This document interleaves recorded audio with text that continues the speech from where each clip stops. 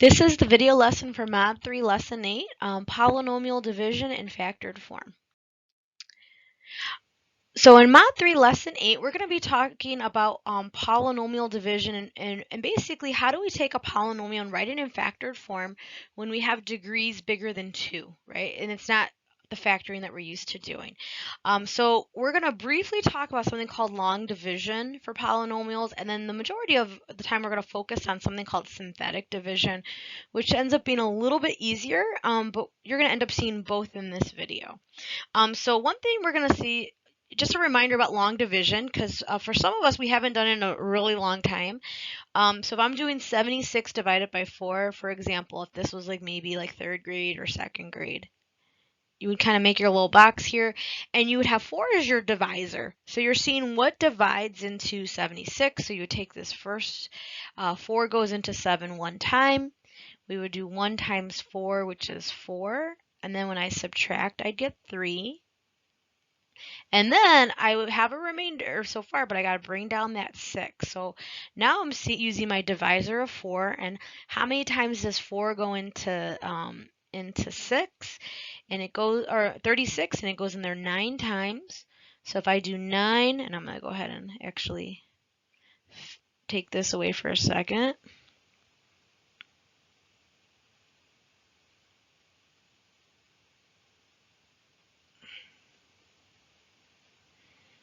There we go, and then I'll erase it in a second. Okay, so now I would go ahead and do 4 times 9 is 36, and then 36 minus 6 is 0. So I would get a remainder of 0.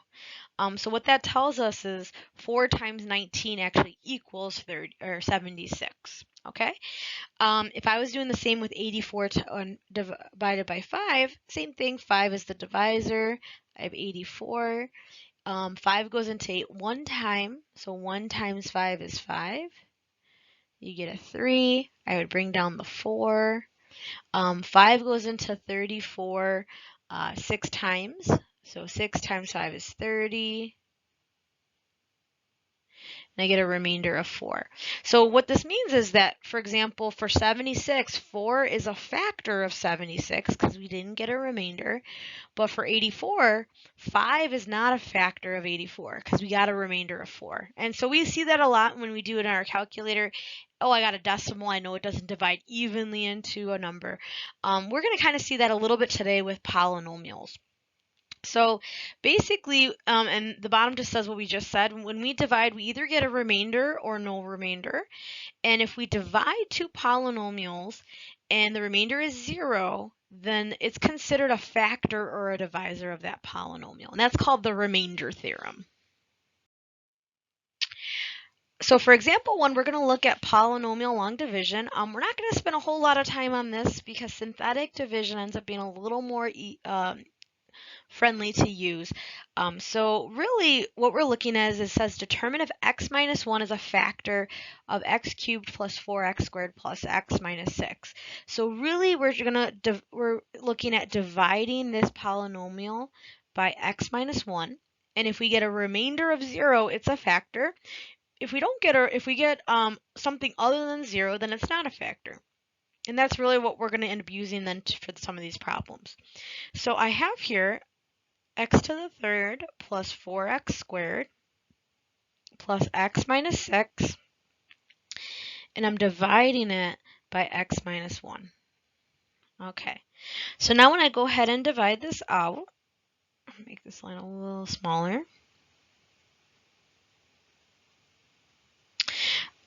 And we always start with our first terms here, right? So x, I'm looking at x times what will give me x to the third. And it's actually going to be x to the second, right? Because if I add those exponents, look a little x to the 1, I'm going to get x to the third. So what we're going to do now is distribute. So x squared times x is x cubed. X squared times negative 1 is negative x squared. And then, like we would with normal division, long division, I'm subtracting. So it's like I'm subtracting. This becomes an opposite sign. And now this goes away. I have 5x squared. And then just like I would with regular long division, I'm going to pull down this next term. Okay, and then I'm just going to repeat the process. So x to the 1, I have x squared.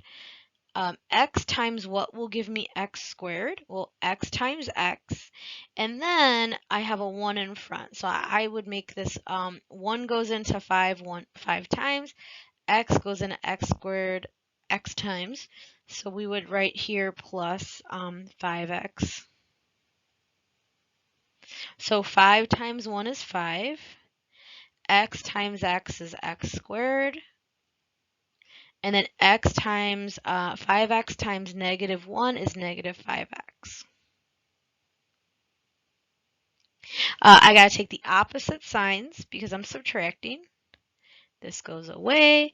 I left with 6x. And then the last piece, I'm going to go ahead and bring down this minus 6. Okay, so 1x goes into 6x 6 times. So 6 times 6x is 6x. 6 times negative 1 is negative 6. I'm going to change the signs because I'm subtracting. This goes away. This actually goes away. I have a remainder of 0. So since my remainder is 0, it actually works that x minus 1 is a factor. And we would then factor the rest if we needed to. All right, now we're going to do that same problem using what's called synthetic division, which tends to be a little bit faster to do because long division is in the name, is pretty long, right? So this only works if you're dividing by a binomial with a degree of 1, which we are for both these examples. So what we first do is we take the x minus 1, and I'm going to basically find what the root would be, and the root would be 1, right? So you take the opposite sign, and we kind of set it up almost like a little table. I'm going to take this little 1, this is like my divisor, and I'm going to take this polynomial.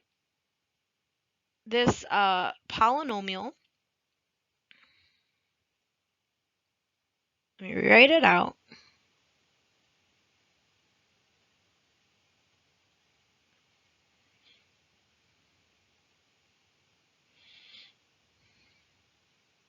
If I don't see a coefficient, I assume there's 1. And I just write out the coefficients. So this is, I have a coefficient. I'm going to write a 1 here. I'm going to write a 4 here. I'm going to write a 1 and a negative 6, right? Because this is like the x cubed, the x squared, the x, and the constant, okay? So that's sometimes what I'll show that with the next one too. So what we end up doing is we kind of make like, we're going to do some multiplication and addition here. So my first term I always bring down. And then I'm now going to do what is 1 times 1. So 1 times 1 is going to give me a 1. And then I add this next column straight down, and I'm going to get 5. I'm now going to do the same thing. So what's 5 times 1? 5 times 1 is 5. And then I'm going to add it straight down and get a 6. And then I'm going to do 6 times 1, which is 6. And negative 6 plus 6 is 0. And so when I divide, this would be my answer. Now, it looks like kind of a messy answer. So if I started with this as x cubed, this is actually going to be x squared. If I started with this as x squared, this is going to be x. If I started with this as x, this is going to be my constant. And if I started with this as negative, my constant, this is my remainder. So my remainder is actually 0. So if I was to write this out, when I divide it, well, what do I actually get? I got my answer is x squared plus 5x plus 6. And so when I divide it, I got a remainder of 0, so it's a divisor, and that would be my final answer, x squared plus 5x plus 6. And it actually is the very same answer we got for the previous problem when we divided. It was just a different process. For example 2, we're going to do the same exact thing, right? So I see that this is a negative 2, so I'm going to use 2 for my division. And then I see I have, in this one, I just want to make sure I'm being really careful because it's like you're having place values here. So for x, I have an x cubed.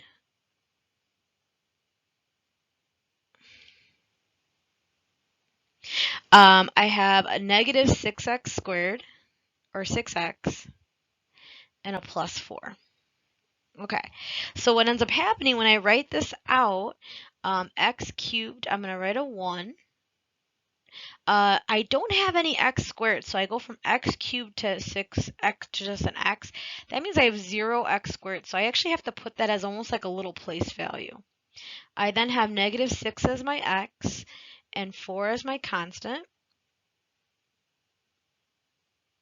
And I'll write my little place values at the top. So this is how many x squareds I have.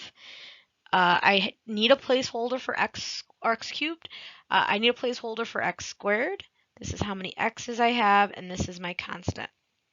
So now we're going to do the same thing. It's like an addition. I'm going to bring down the 1, because you bring down that first one. And then I'm just doing 2 times 1, which is 2. 0 plus 2 is 2. And then I'm doing 2 times 2, which is 4. Negative 6 plus 4 is negative 2. And then finally, negative 2 times 2 is negative 4. I got a 0.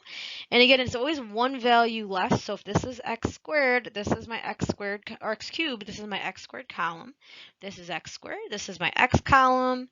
If this is x, this is my constant. And this would be my remainder. And so now I'm going to rewrite this as x squared plus 2x minus 2. And this would be my answer when I divide. All right, example 3 is kind of the same thing, except it's more in a context how we're going to see it in our problems. So we have a problem in standard form. We're going to factor it, and you're given one of the factors is negative 2. So we're going to do the same thing that we did with synthetic division. Just whatever our answer is at the end, we're going to see if we can factor it further. Okay, so I know for my table, I'm going to use negative 2. I'm going to list this out. So x cubed, I have 1. X squared, I have 9. 24 x's. And 20 is my constant. I don't have any place values missing. And so I'm going to do the same thing. I'm going to bring down the 1. 1 times negative 2 is negative 2, and I'll get 7. Negative 2 times 7 is negative 14, and I'll get 10. And then negative 2 times 10 is negative 20. So that my remainder is 0. So if this was x cubed, I'm going to do 1 degree less. So I get x squared plus 7x plus 10 as my final, as my factored after I did this. The only step we're adding is now we want to factor this a little further, right?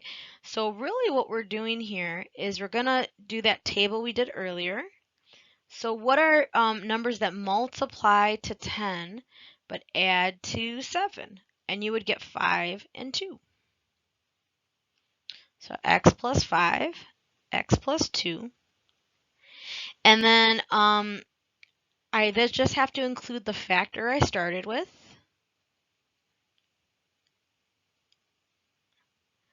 So my factored answer would be x plus 5, x plus 2, x plus 2.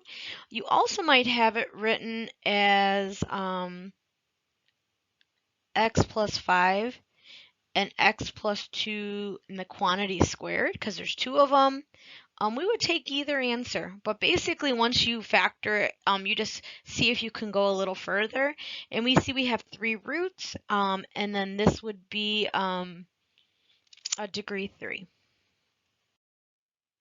All right, for this next problem, same thing, except this time instead of it being a parenthesis, you're given a root of 3. So again, that's the same as having x minus 3 in a parenthesis. The opposite sign, so we'll keep that in mind at the end.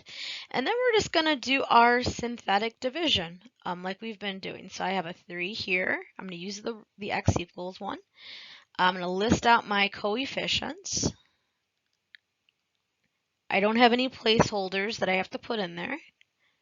And just bring it on down. So 1, 3 times 1 is 3. negative 18. And then when I put that down, I get 8. 8 times 3 is 24. So if I do if this is x cubed, 1 degree less is x squared minus 6x plus 8. And now I'm going to look numbers that multiply to 8, but add to negative 6. And you're going to have negative 4 and negative 2.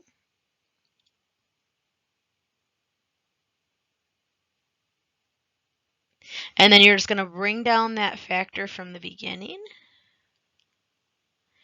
And so our final answer in factored form would be x minus 4, x minus 2, and x minus 3 squared. So there x minus 3, so there's 3 roots. And if we had to graph it now, we could. The last example, same thing. So you have a root of 1. So that's the same as x minus 1 in a parenthesis. And we're going to again do our synthetic division. So we have 3, 4, negative 5, and negative 2.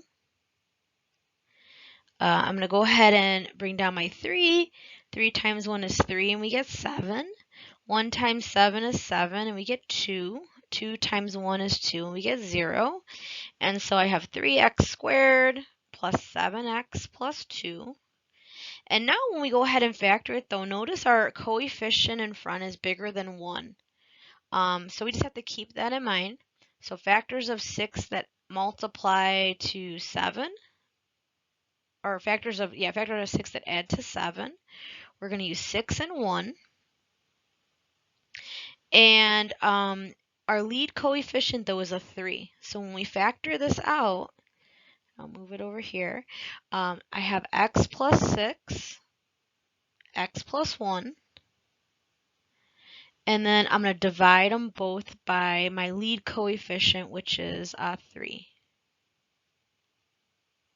So I get x plus 2, x plus a third. I have to rewrite that second one. And then once we're done multiplying, I have to then take my factor that I used in the beginning, because that's actually my final answer. So my final answer is x minus 1, x plus 2, 3x plus 1.